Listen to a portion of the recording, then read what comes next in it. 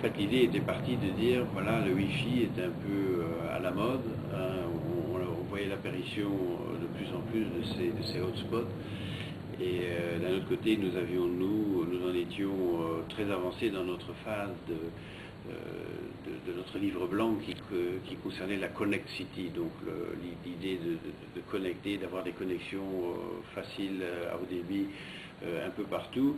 Et donc l'idée était venue de combiner un peu les deux technologies. Alors la spécificité du projet, c'est effectivement l'ambition de couvrir l'ensemble de la ville sans qu'il y ait de zone d'ombre. C'est un peu comme le GSM.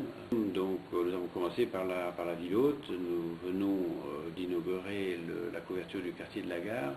Nous pensons que d'ici la fin de l'année, nous aurons couvert à peu près la moitié de la ville et que l'an prochain, donc fin 2009, ce sera l'ensemble de la ville qui sera couvert.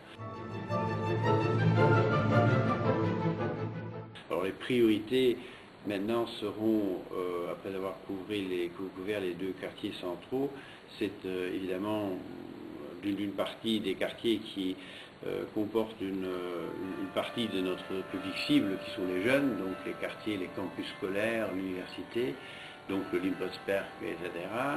Et bien entendu le Kirchberg qui est la catégorie socio-professionnelle qui vient tout de suite après, donc en termes d'engouement pour ce genre de nouvelles technologies. Première spécificité, donc la couverture seamless du territoire de la ville, avec à la clé donc la possibilité, même en vous déplaçant, de ne pas perdre la liaison Internet que vous avez. D'où aussi, par exemple, l'une des choses sur laquelle nous travaillons, c'est de permettre aux City dans nos bus. La deuxième spécificité de Haute City, c'est la totale ouverture de la plateforme.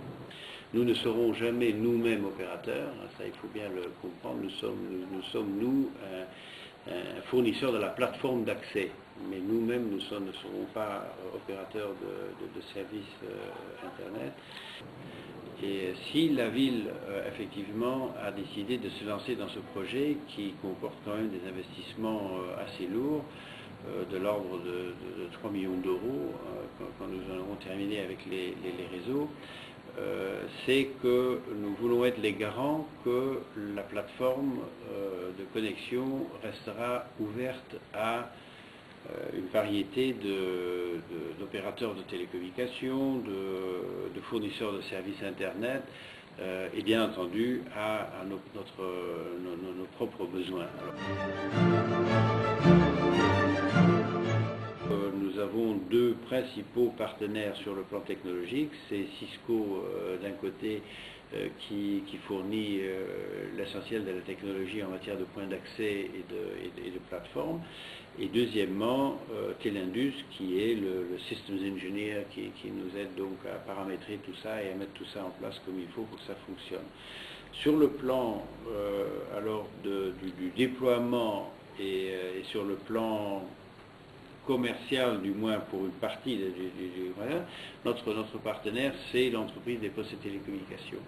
C'est donc acquis que nous allons former avec l'entreprise des postes et télécommunications une société qui sera, chargée de prendre en main la gestion et dans un certain sens de la commercialisation de la plateforme elle-même. Nous n'avons pas encore finalisé ces discussions, donc je ne vais pas trop m'avancer sur ce point, mais je compte quand même bien que d'ici, sinon encore le début avant le début des vacances, ou au plus tard en tout cas à la rentrée, nous serons fixés sur la composition exacte, sur la répartition des rôles sur ce plan. Ce qui est certain, c'est que nous voulons garder la maîtrise du réseau et de la plateforme, ne fût-ce que pour être le garant de son ouverture. Parce que nous sommes peut-être, nous sommes certainement pour le moment les seuls à avoir été aussi loin dans un projet pareil et aussi ceux qui entrevoient vraiment que ça peut être un succès.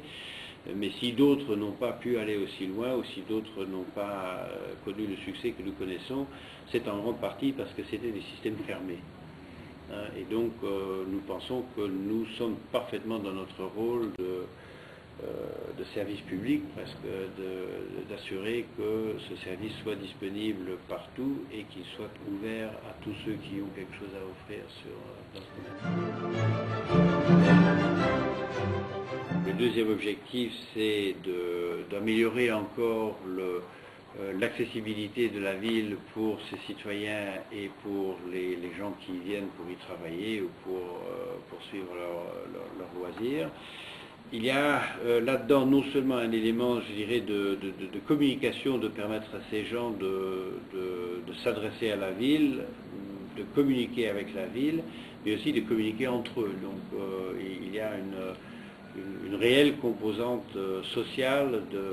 On voit aujourd'hui comment ces réseaux de toutes sortes se nouent entre gens en utilisant ces moyens de télécommunication modernes. Et puis il y a le côté commercial qui est largement basé sur la faculté de géolocaliser les gens, c'est-à-dire de permettre aux gens de trouver le restaurant ou la boutique qu'ils cherchent et qui soit la plus proche du point où ils se trouvent en ville, et qui doit ouvrir de nouveaux horizons aussi à la publicité commerciale, à la promotion commerciale et donc à la vivacité de la ville comme centre commercial.